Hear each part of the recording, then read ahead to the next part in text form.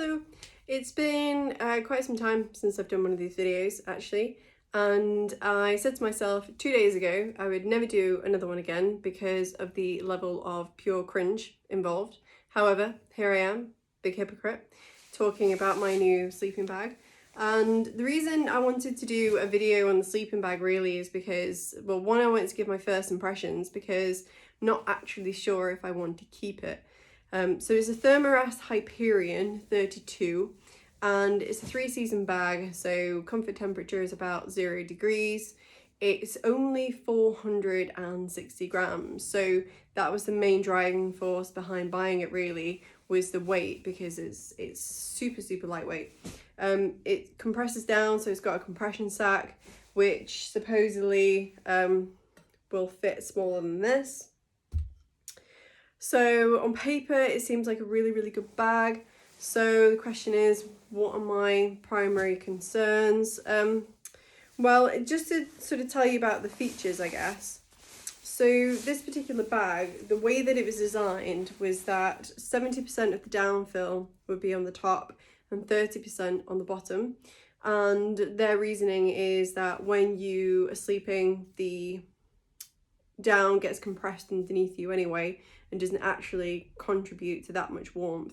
Although they do caveat that with saying that you need to make sure you've got the correct R-rated sleeping mat to make sure that you make the most of the comfort temperature.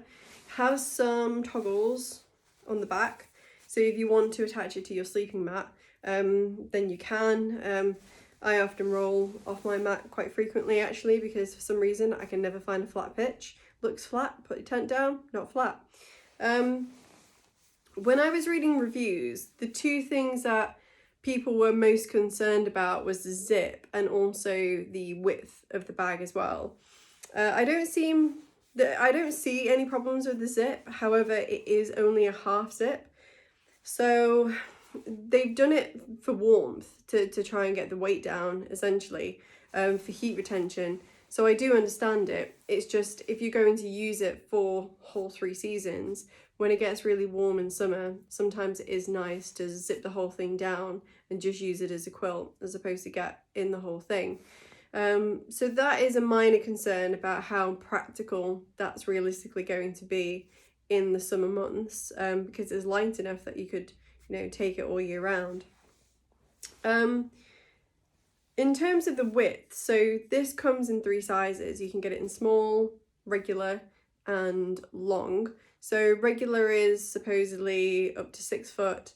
The small, which I went for, is up to 5'6". Now I'm only 5'2", and if I'm in it with the hood up, my feet do touch the bottom.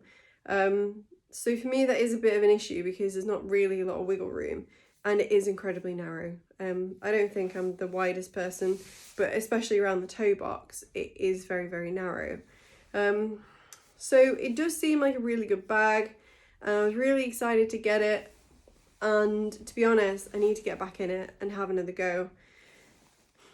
I suppose the question is, although it's designed for warmth, and that is obviously what you want from a sleeping bag, at what point does comfort come into it? So am I going to be comfortable in something which isn't going to let me turn around in, basically? And so that is my biggest concern, because it wasn't cheap. So this is about £320, that's on sale.